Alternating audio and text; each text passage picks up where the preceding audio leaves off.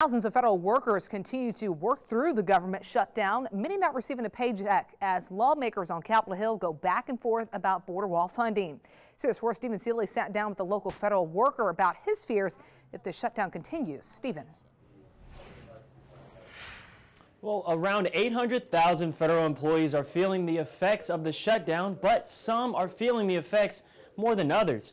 I spoke to one man who says if the shutdown continues any longer, he worries he might lose his house. You don't work a job and not get paid for it. That's just not how America is. Living paycheck to paycheck is difficult, especially when you don't know when you're going to receive your next one. That's the dread that hangs over a Valley federal worker I spoke to. He asked to remain anonymous for fear that he might lose his job. I've always been that threat, that fear. Every year it's going to happen. Every year we have to start looking at what we can, how we're going to live our life. He lives in a single income household with his wife and kids. His wife is looking for work, and the shutdown means right now there's zero income. You start pulling back on your funds and, picking and choosing what you need to pay.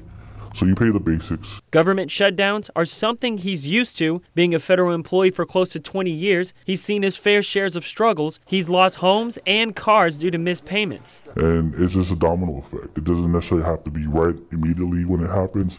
It's just months later when you try to catch back up again. He wants to hear from elected leaders. I haven't heard nothing from them. It's like crickets. Last week, Congressman Henry Cuellar said that the Democrats in the House are creating a bill to pass tomorrow. And we will pass that bill over to the Senate on the first day to reopen the government, and then let's see what the president does at that time. Tomorrow, Democrats will take control of the House, and that's when party leaders are expected to vote on proposals to reopen the government. In the newsroom with complete Valley coverage, Stephen Seeley, CBS 4 Valley at 6.